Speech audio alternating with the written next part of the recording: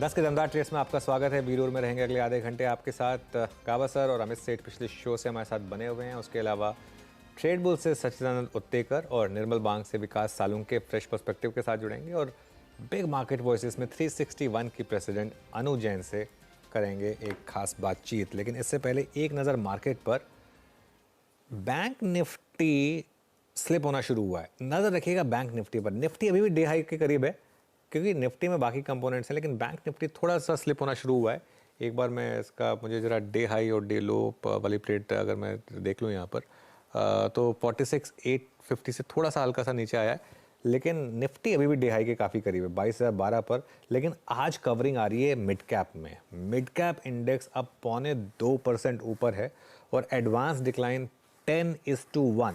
10 बढ़ने वाले शेयर सामने सिर्फ एक गिरने वाला शेयर। लेकर आइए एक बार मार्केट ब्रेड्थ आपकी स्क्रीन पर। बहुत ज़बरदस्त ब्रेड्थ, एग्जैक्ट 10:1 अब, एग्जैक्ट 10:1। 202 203 गिरने वाले, उसके सामने 2022 बढ़ने वाले शेयर। और एक बार लेकर आइए अब आप मेटल्स इंडेक्स और पीएसयू इंडेक्स। ये दोनों इंडेक्स आज यहाँ पर अच्छी खासी शॉर्ट कवरिंग है। ये एक ग्लोबल तड़का मेटल्स में और डोमेस्टिक शॉर्ट कवरिंग तड़का पीएसयूज में। यहाँ पर अच्छा मोमेंटम स्टॉक्स के हिसाब से Nalco, PFC, REC, SAIL, Hindustan Copper, BHEL, सब में या तो पीएसयू हैं या मेटल्स हैं या दोनों हैं। उस तरीके का आज का टेक्सचर है। उसके अलावा एचपीबीपी यहाँ पर भी अच्छी बाइंग है। आईटी कंपनियों में अच्छा मोमेंटम है और नीचे ज़्यादा स्टॉक्स है नहीं। कुछ नेस्ले, डॉक्टर रेड्डी, सन फार्मा, कुछ इप्का लैब्स, एक दो डिफेंसिव स्टॉक्स को छोड़ दीजिए आप। अदरवाइज आज पूरी की पूरी स्क्रीन अच्छी खासी ग्रीन में काम करते हुए दिखाई दे रही है। वीरू जैम, तो ये मार्केट की हल्की सी समरी आपने भी समझी और एग्जैक्टली थीम क्या है बाजार की उसको समझा। अब एक काम करते हैं, थोड़ा सा आते हैं आज के सेटअप के बारे में, मतलब जो हमारे एनालिस्ट हैं उनकी कॉल्स के बारे में आते हैं, बात करते हैं। मीनवाइल जरा क्रिस्टल इंटीग्रेटेड सर्विस 750 रुपये जो इशू प्राइस था, 715 रुपये माफ़ कीजिएगा, उसकी लिस्टिंग के लिए हम बढ़ते हुए मात्र 5 सेकेंड बाकी हैं और 715 रुपये का ये इशू प्राइस और लिस्टिंग हुई है करीब 773 पे। तो जिस प्रकार का इक्विटी मार्केट का पिछले कुछ सेशंस में बिहेवियर रहा है, ये मार्च सेकेंड हाफ की सॉफ्टनेस रही है, उस हिसाब से एक अच्छी लिस्टिंग है। 7.5% का प्रीमियम ऑन लिस्टिंग, 61 रुपये इस वक्त ऊपर ट्रेड करता हुआ। अब आते हैं एक बार कॉल्स पे। प्रकाश सर, अमित जी, सच्चिदानंद उत्तेकर और विकास सालुंके हमारे साथ हैं। आप सभी को नमस्कार कार्यक्रम में स्वागत है। सचिन, आपके दो ट्रेड्स इस वक्त के। Good morning Virendra ji, good morning अनुज जी। मुझे लग रहा है यहाँ पर एक अच्छा लॉन्ग शॉर्ट कॉम्बिनेशन रखना है। मार्केट के लिहाज से काफी स्क्यूड मुझे लग रहा है 22,000 80 के आसपास एक अच्छा रेजिस्टेंस है। लोअर साइड आज की क्लोजिंग काफी इंपॉर्टेंट होगी अगर ये सस्टेन हो जाती है अपने 5 एवरेज के ऊपर, जो लगभग अराउंड 21,980 के आसपास प्लेस्ड है। तो आई थिंक क्लोजिंग काफी इंपॉर्टेंट हो सकती है through out the day. And जिस तरीके से डेटा है, मुझे लग रहा है एक लॉन्ग शॉर्ट कॉम्बिनेशन ही रखना है। तो यहाँ पर खरीदारी करनी है बीपीसीएल के फ्यूचर्स में। रिकमेंडेशन हमने हमारे क्लाइंट्स को भी दी है। जिस तरीके से ओवरऑल स्ट्रक्चर है, काफी अच्छे डिक्लाइनिंग ट्रेंड के बाद डबल बॉटम के फॉर्मेशन है। डेली चार्ट पे हाल फिलहाल में ही एक बुलिश हैमर फॉर्मेशन एग्जिबिट हुआ था जिसने 560 के आसपास का एक बेस कंफर्म किया था एंड वहां से ही एक बुलिश हरामी फॉर्मेशन एस्टैब्लिश हुआ है।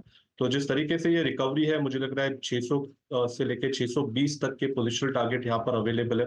सो अभी भी खरीदारी करनी है बीपीसीएल के फ्यूचर में। स्टॉप लॉस आपको 572 पे लगाना है। And on the short side Sun Pharma मुझे लग रहा है थोड़ा सा वीकनिंग ट्रेंड पे है। जिस तरीके से पिछले 6 दिनों से लगातार अपने 5 डे एक्सपोनेंशियल मूविंग एवरेज के नीचे इसकी चाल है। आज के सत्र में एक नेगेटिव कन्वर्जेंस है 5 and 20 एक्सपोनेंशियल मूविंग एवरेज का, तो ये अच्छे साइंस है ऑफ वीकनेस। तो मुझे लग रहा है ये डिक्लाइनिंग ट्रेंड जो चल रही है वो ग्रेजुअली 1510 से लेके 1480 तक एक्सटेंड हो सकती है। तो यहाँ पर फ्रेश शॉर्ट पोजिशन बनाने की सलाह होगी 1566 के स्टॉप लॉस के साथ। ओके, तो ये इस समय दो ट्रेड्स, एक लॉन्ग एक शॉर्ट, बीपीसीएल पर लॉन्ग और सन फार्मा पर शॉर्ट। ये हो गई सचिन के पिक्स। विकास जी गुड मॉर्निंग, आपके पिक्स। जी देखो, मार्केट में मुझे भी लग रहा है कि 22 100 और 70 के आसपास वापस एक रेजिस्टेंस फेस होते हुए देखने मिल सकता है। हालांकि स्टॉक स्पेसिफिक मुझे लगता है कि थोड़ा सा यहाँ पे मोमेंटम एक पॉजिटिव साइड देखने मिल सकते हैं। उसमें मेरा पहला काउंटर रहेगा नेशनल एल्यूमिनियम, जहाँ पे आज आते ही खुलते ही एक अच्छा रनअप देखने मिला था, और यहाँ पे 144 का जो इम्पोर्टेंट रेजिस्टेंस लास्ट कुछ दिनों में फेस होते हुए देखने मिल रहा था, तो वो उसके ऊपर ट्रेड करते हुए देखने मिल रहा है। तो मुझे लगता है यहाँ पे जो ऊपर की साइड जो रेंज निकल के आ रही है 154 156 के आसपास के टारगेट यहाँ पे नेशनल एलिमेंट में आते हुए देखने मिल सकता है। नीचे में 142 का यहाँ पे एक स्टॉप लॉस लगा है, उसको बाय करना है। दूसरा मेरा बाय कॉल रहेगा ग्लैंडमार्क। ग्लैंडमार्क में हमने देखा है कि लास्ट कुछ दिनों में 945 46 ये इंपॉर्टेंट रेजिस्टेंस देखने मिल रहा था 5 से 6 ट्रेडिंग सेशन में। वहां पे मुझे लगता है एक अच्छा मूव यहाँ पे देखने मिल सकता है, जो 972 के टारगेट के लिए यहाँ पे ग्लैंडमार्क फार्मा को बाय कर सकते हो। नीचे में यहाँ पे 940 का स्टॉप लॉस लगाना है, और ये भी मुझे लगता है 1 से 2 दिन में एक अच्छा मूव यहाँ पे कंसीडर करते हुए देखने मिलेगा। ओके, तो आपने आज ग्लेनमार्क फार्मा को पिक किया लॉन्ग साइड पे 972 का टारगेट। प्रकाश सर, आपके दो ट्रेड्स इस वक्त के? बिल्कुल, good morning to you once again Veeru. Stock का नाम है LIC हाउसिंग फाइनेंस। लगता है यहाँ पर बेस बना और काफी गिरावट के बाद यहाँ से एक शॉर्ट कवरिंग आनी चाहिए, और बाय सिग्नल भी जनरेट हुआ। ट्रेड करा है 585 पर, 584.50 पर। मेरे ख्याल से यहाँ से एक अप मूव मिलना चाहिए। टारगेट होगा 600 और स्टॉप होगा LIC हाउसिंग फाइनेंस का 573। Yes, LIC housing finance. दूसरा जो मुझे पसंद है वो है आई थिंक GMR इंफ्रा। लगता है यहाँ पर भी एक शॉर्ट कवरिंग आनी चाहिए। ट्रेड करा है 77.85 पर, स्टॉप होगा 76 पर। टारगेट नियर टर्म के 82 ये नजर आ रहे हैं। GMR infra. Okay, GMR infra, ये GMR एयरपोर्ट जो इसका नया नाम है, यहाँ पर आप एक बाय कर सकते हैं। आई थिंक अमित सेठ की ट्रेड्स रह गई। अमित जी, आपने क्या ट्रेड्स पिक किए इस समय? 2 फ्रेश ट्रेड्स। जी अनुज जी, मेरा पहला ट्रेड रहेगा एल एन टी का। काफी कॉन्फिडेंस और मूविंग एवरेज के सपोर्ट से ऊपर आ रहा है। यहाँ पे एक फॉलोइंग ट्रेंड लाइन का ब्रेकआउट भी है, और इम्पोर्टेंट चीज ये है कि रिस्क रिवॉर्ड फेवरेबल है। पुल बैक यहाँ पे कंप्लीट लग रहा है, जिस हिसाब से मोमेंटम इंडिकेटर्स प्लेस्ड है। 3578 के लगभग प्राइस है। इसे बाय करें for a target of 3650, and stop loss will be 3530। दूसरा स्टॉक जो मेरे को पसंद है, ये भी एक पुल बैक ट्रेड है। इसमें भी काफी एक अच्छा खासा हमने करेक्शन देख लिया है, और पिछले 3-4 दिनों से स्टॉक में स्टेबिलिटी है, दैट इज NTPC। तो NTPC में भी मुझे लगता है एक शॉर्ट कवरिंग रैली और पुल बैक आ सकता है। 321 का प्राइस है, 318 का स्टॉप लॉस रहेगा, और लगभग 327 के टारगेट्स रहेंगे NTPC में। NTPC ये एक और पिक हो गई इस समय। कुछ और स्टॉक्स की बात करते हैं। सचिन, एक बार कोफोज देखिए, कोफोज में बड़ी गिरावट आई थी। क्या ये अब थोड़ा सा रिकवरी, शॉर्ट कवरिंग पॉसिबल है यहाँ पर?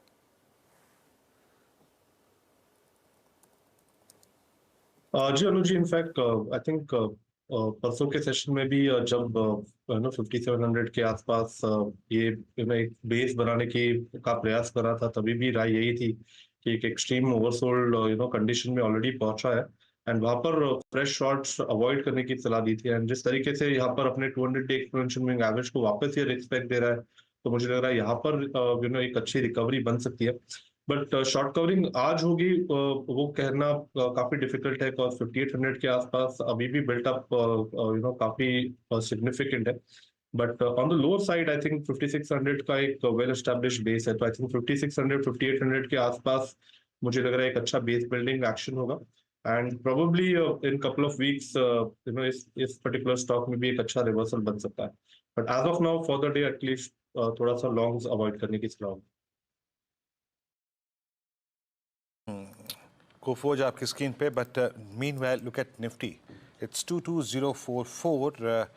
अनुज, तो अभी एज ऑफ नाउ उस कॉलेक्टर के कन्विक्शन जोन के ऊपर और उसके राइटिंग जोन के ऊपर, और जिस लेवल को उसने प्रेस करके रखा था 3 सेशन से, उसके ऊपर हम ट्रेड करते हुए, और लुक एट बैंक निफ्टी 47,000 की ट्रेजेक्टरी में, क्या ये एक शॉर्ट कवरिंग का और जिस प्रकार की ब्रेथ दिखा रहे थे आप कुछ देर पहले, एक अच्छा कॉम्बिनेशन है? वो 100% वीरो। देखिए, एक बार के लिए 22,022 निकालने में दिक्कत हुई, लेकिन दूसरी बार निकाल के अब उसके ऊपर आ गए हम। अब हम 22,125, मुझे लग रहा है 22,125 तक शायद एक बार स्क्रीन दिखा दे, अब पॉसिबल है। और अब आपके लिए एक ट्रेड बहुत सिंपल है। अगर आपने लॉन्ग लिया तो मॉर्निंग का लो 21,977, करीब करीब यहाँ से 40 40 और करीब 50-60 पॉइंट नीचे है यहाँ से, वो एक स्टॉप होगा। बिल्कुल वीरू, लग रहा है देख के कि यहाँ पर कुछ तो मतलब मोमेंटम जो है अब वापस आ रहा है। और एडवांस डिक्लाइन तो खैर 11:1 का हो गया। देखिए, शॉर्ट कवरिंग एक ड्यू थी मार्केट में, और ये आनी थी मार्केट में शॉर्ट कवरिंग, लेकिन अब मोमेंटम बहुत स्ट्रांग है वाकई में। और आज जैसा लग रहा है मार्केट में कि एक लॉन्ग बायस ही रखे स्टॉप लॉस के साथ। लग गया तो लग गया स्टॉप लॉस, उससे ज़्यादा क्या रिस्क ले, मतलब उतना रिस्क तो लेना पड़ेगा। जी हाँ, बिल्कुल, और इतना रिस्क लेना पड़ेगा। अगर आपको शॉर्ट कवरिंग में पार्टिसिपेट करना है तो इतना रिस्क लेना पड़ेगा। बैंक निफ्टी मीनवाइल करीब 46,900 की ट्रैजेक्टरी में ऑलमोस्ट जा चुका है।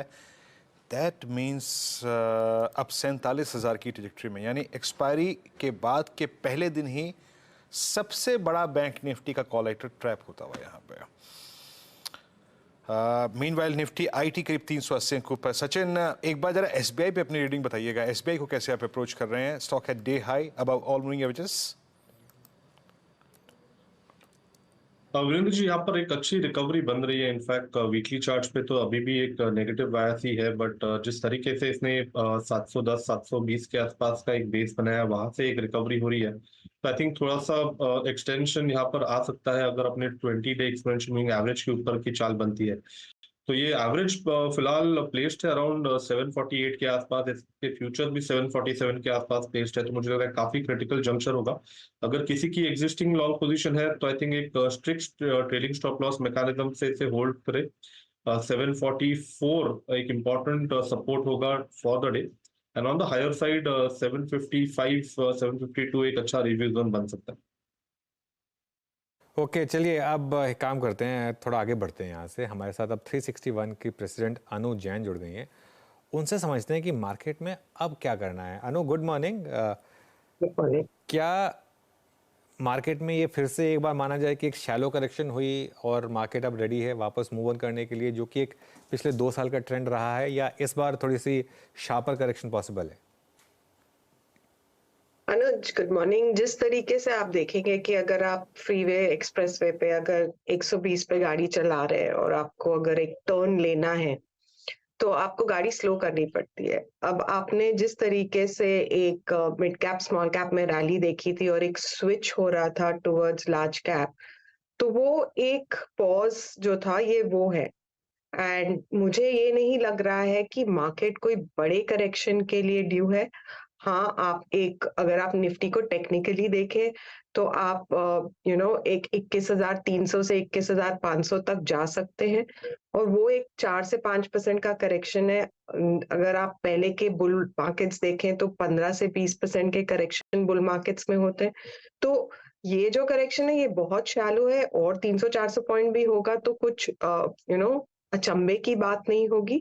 बट जिस तरीके से आज मार्केट होल्ड कर रहा है, खास करके आज एक खुद थर्सडे है और अगला थर्सडे मार्च का फाइनल एक्सपायरी है। बैंक निफ्टी एक 47,000 के पास है जो बहुत क्रूशियल है।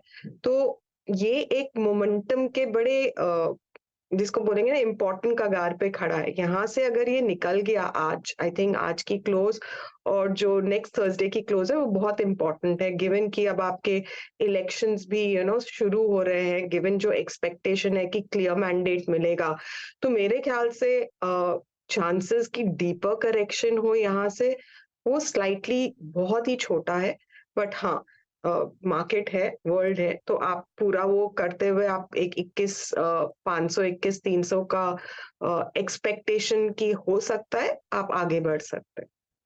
ओके, अच्छा, बैंक निफ्टी की आपने बात कर ली। एक बार जरा मिड कैप और स्मॉल कैप में क्या चल रहा है अनु, इस पर बात करते हैं, क्योंकि सबसे ज़्यादा पैसा यहीं बना है और यहाँ पर अब करेक्शन हुई है। निफ्टी भले ही 22,000 के आसपास हो, लोगों की कंप्लेन है कि उनके पोर्टफोलियो तो 20,000 लेवल पे ऑलरेडी पहुंच गए हैं। बेसिकली अगर आप देखोगे ना तो जो चीज बहुत चली थी वहां पे एक तरीके का पूरा एक फैड हो गया था, everybody was buying it. I think अब एक प्रैग्मेटिक बाइंग रिटर्न हो रही है कि हर कुछ नहीं चलेगा बट काफी कुछ चल सकता है।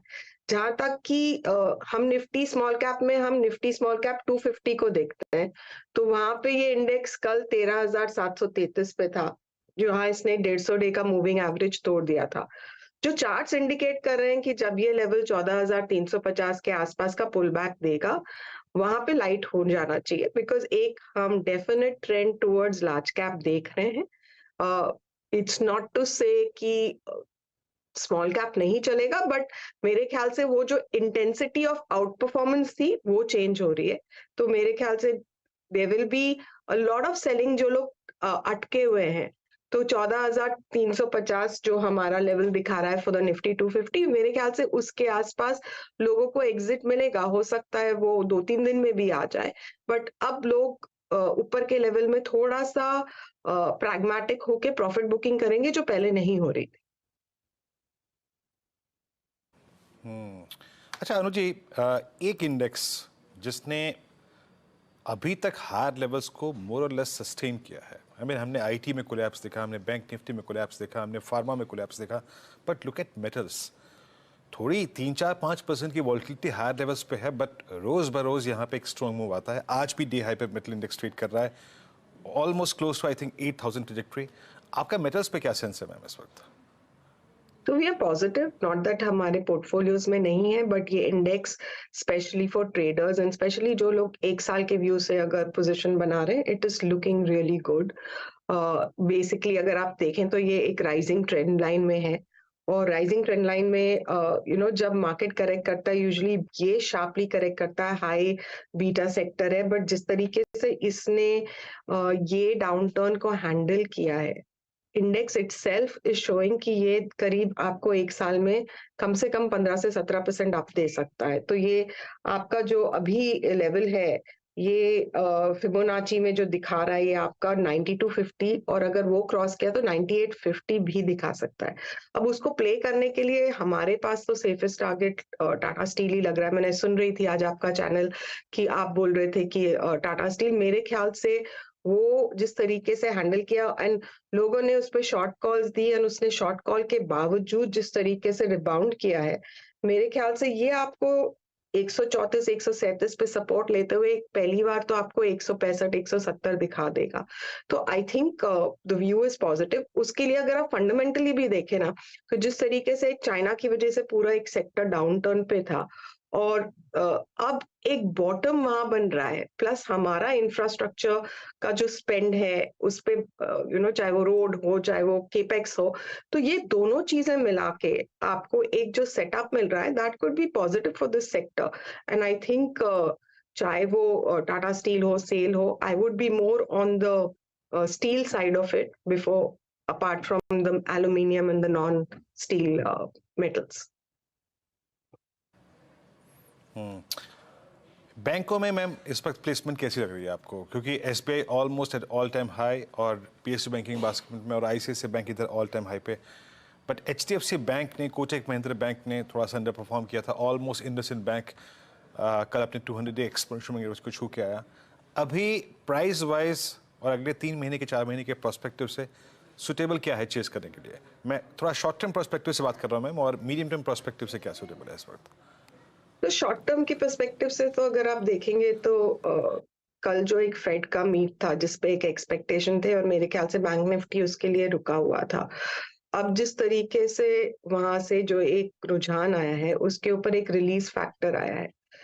एसबीआई में अगर आप देखेंगे न्यूज नेगेटिव थी, it was the leader for the last 3 weeks, but जिस तरीके से एक सुप्रीम कोर्ट ने उसके ऊपर एक नोटिफिकेशन दिया था फॉर द इलेक्शन बॉन्ड्स, उसके बाद वो 780-85 जाके इट करेक्टेड अबाउट 730-735. नाउ वो अगर मोमेंटम वापस पकड़ ले, तो अगर आप देखेंगे that was the lead in it, and उसके साथ एचडीएफसी ने गिनना बंद कर दिया था, 1370 से 1450 आ गया है. अगर आप आईसीआईसीआई को देखें तो that is been extremely strong in that 1060 to 1080-90 zone.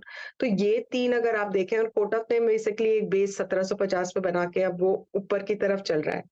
तो ये चारों पांचों जो एक मेन बैंक निफ्टी के पिलर्स हैं, वो अब सब स्ट्रॉन्ग लग रहे हैं. तो उस हिसाब से मेरे ख्याल से जो शॉर्ट टर्म व्यू था वो 47,000 का था. जैसे कि आप अगर ऑप्शंस भी देखें तो 47, 46,900, 4700, 47,000 पे दी ऑप्शन गाइज वो काइंड ऑफ स्टॉपिंग इट. अब वो वहां से क्रॉस करेगा तो पहला टारगेट 48 से 48,500 है. So this is the short term target. If it crosses that, then after having made cross the 52 week high that ये पिछली बार बनाया है, then it gets into a zone कि ये 52,000 तक भी निकल सकता है।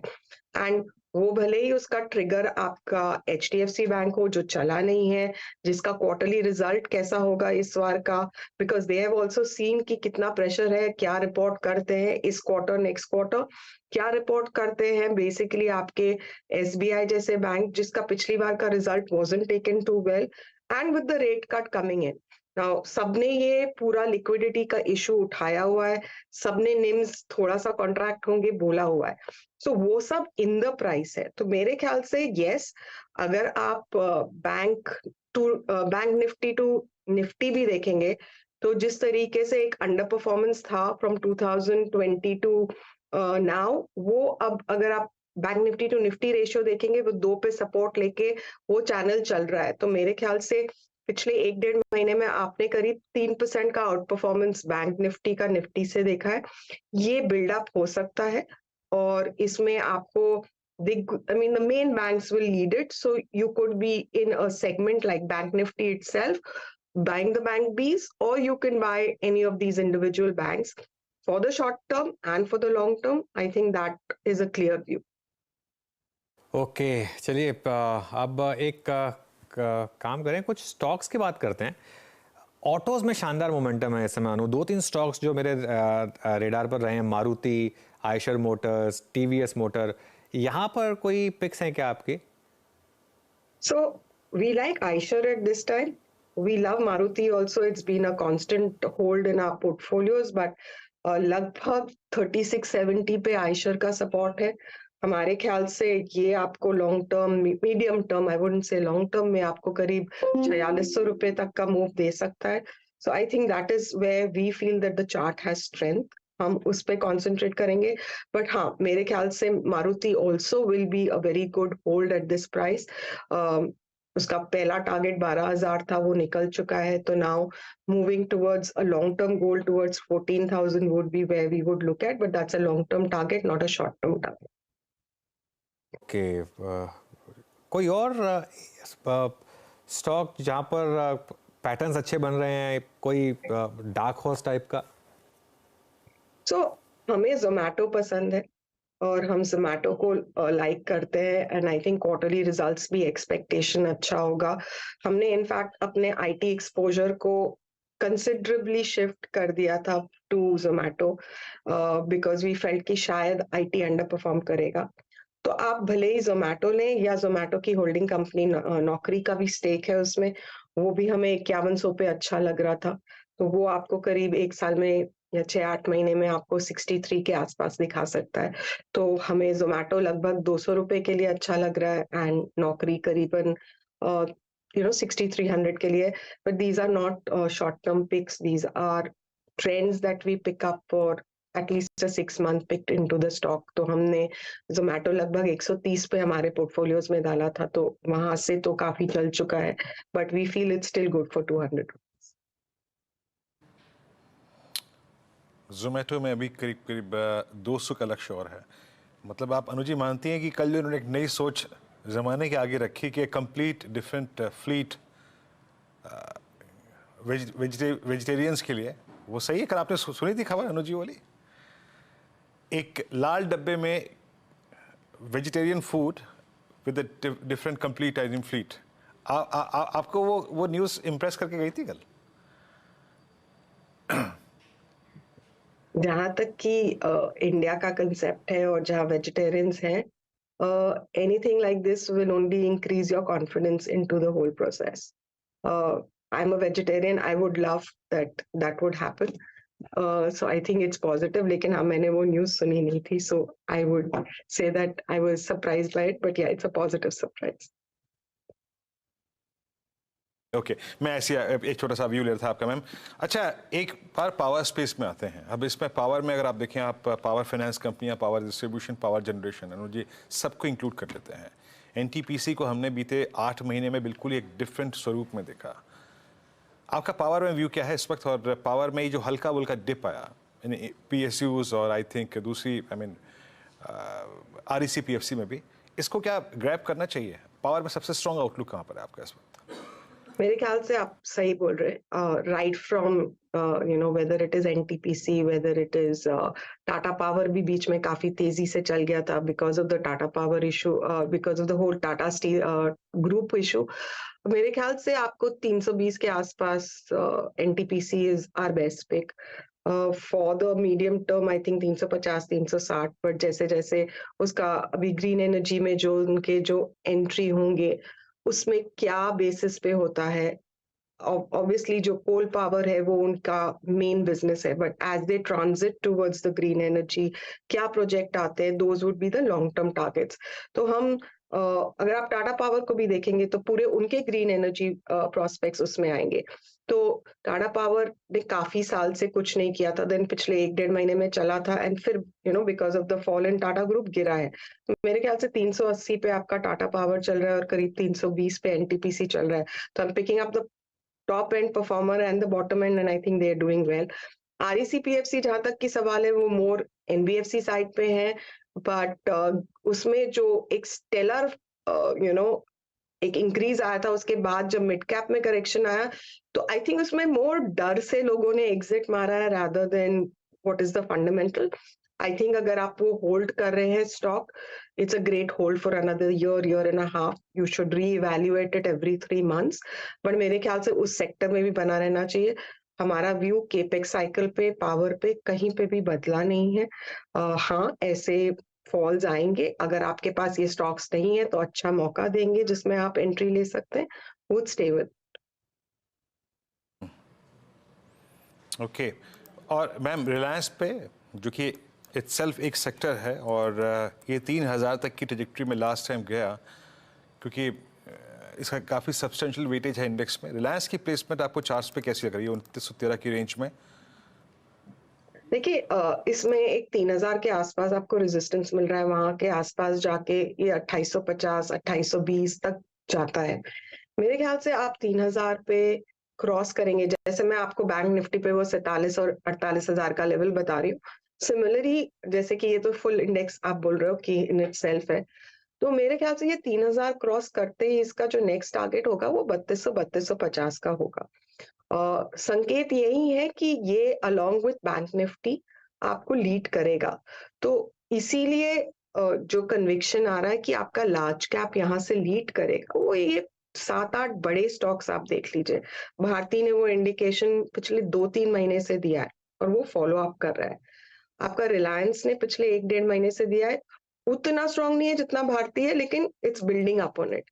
You have the same thing which is coming in Kotak, you have the same thing which is coming in SBI. So ये जो एक setup बन रहा है of the large caps and उसमें Reliance is a big part of it, that is indicating कि Nifty आपका भले ही 3-4% करेक्ट कर जाए, but it's moving towards a 24,000 towards the end of the year kind of a target, and maybe even 25,000, and that will be led by these 4-5 major. Larsen है उसमें, भारती है, रिलायंस है, SBI है। एंड अगर आप सोचिए कि यहाँ पे HDFC bank, Kotak bank, ICICI, axis जुड़ जाए, तो दैट विल बी जिसको बोलते हैं ना G7, वो G7 हो जाएगा हमारे इंडेक्स का। तो I would be positive, I would with all humility say that there are pullbacks possible, there are corrections possible, but this is the next 1 year and in fact the next 3 years are good places to stay with good stocks. It's not कि जो froth है वो froth correct होता रहेगा, but आपके quality portfolio में अगर ये क्वालिटी स्टॉक्स है तो वो बहुत आपको संभाल के रखेंगे। And I would say this is a great time to be into these quality stocks for the next year and a half for sure. अनु, बहुत बहुत शुक्रिया आज हमारे साथ जुड़ने के लिए और इन सब सेक्टर स्टॉक्स पर बात करने के लिए। बता दें कि मनी कंट्रोल पर दिए गए विचार एक्सपर्ट्स के अपने निजी विचार होते हैं। वेबसाइट या मैनेजमेंट इसके लिए उत्तरदायी नहीं है। यूजर्स को मनी कंट्रोल की सलाह है कि कोई भी निवेश निर्णय लेने से पहले सर्टिफाइड एक्सपर्ट की सलाह लें।